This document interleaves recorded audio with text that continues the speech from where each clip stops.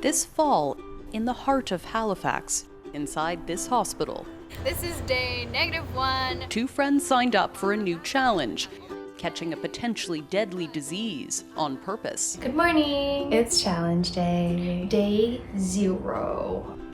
Amy Mullen and Tato Crisanto were among dozens of Canadians getting infected with the bacteria that causes whooping cough. We visited the secure hospital wing where they spent weeks being studied, all inside isolation rooms. The pair stayed busy with remote work, grab onto your elbows, you've got a square joint yoga sessions, take an inhale.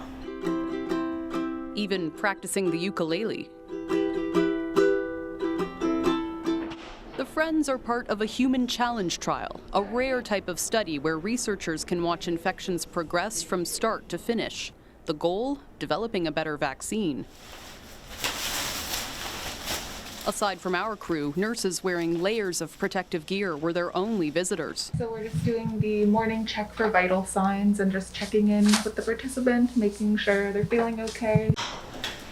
Good morning. Most mornings, a barrage of tests, from temperature checks 36. to providing samples of nasal mucus to having blood drawn. Lots of it. Day 4 since getting inoculated. Tato and Amy documented the whole experience, including the anxiety of waiting for symptoms to appear. Really feeling tired. I slept, but apparently not restfully. I was informed that I've actually been testing positive. Feeling normal today and no symptoms again. Feeling a little sad that I won't be able to get out this Saturday. Have you ever done anything quite like this before? Oh, heck no. No, not at all. This is my first time being a big part of medical science with like my whole person. How does that feel when you reflect on it? I think it's neat. I've kind of always wanted to be helpful to research in whatever way. And so this is a nice way to feel like I'm doing something really helpful. The research begins inside this lab run by Dr. May El-Sharif. She says for decades, whooping cough was controlled by vaccines, which protect people against pertussis bacteria. All of a sudden they went out of control again.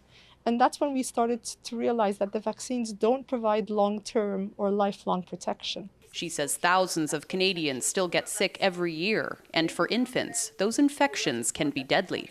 When they happen in the community, we don't know the timing, we don't know when it started, we don't know when the individual was exposed, we don't know how much bacteria caused the infection. There's so many unknowns. So all these sort of unknown pieces are what we make feasible using a challenge study. But getting to that point will take time, years more work for scientists, and weeks of living alone for each round of participants. Let's go. Both Amy and Tato went on antibiotics to clear up their pertussis infections. It's 24 days since we started the experiment. And now, they're just glad to be back out. I am finally joined by my beautiful, beautiful cellmate from hospital jail. We escaped together. Yeah.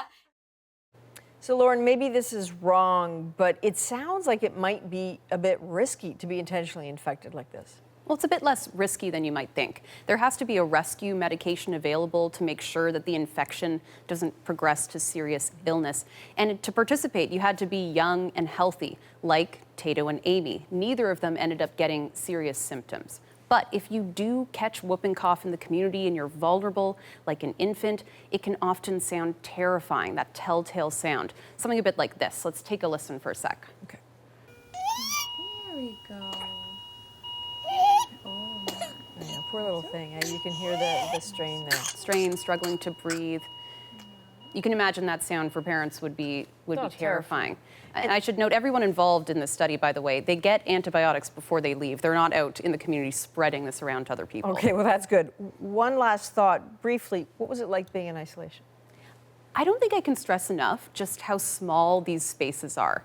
These were tiny hospital rooms filled with medical equipment, tile floor, windows to the outside world, but just tiny ones. You're basically in a fishbowl. This was not a vacation. This was not a hotel.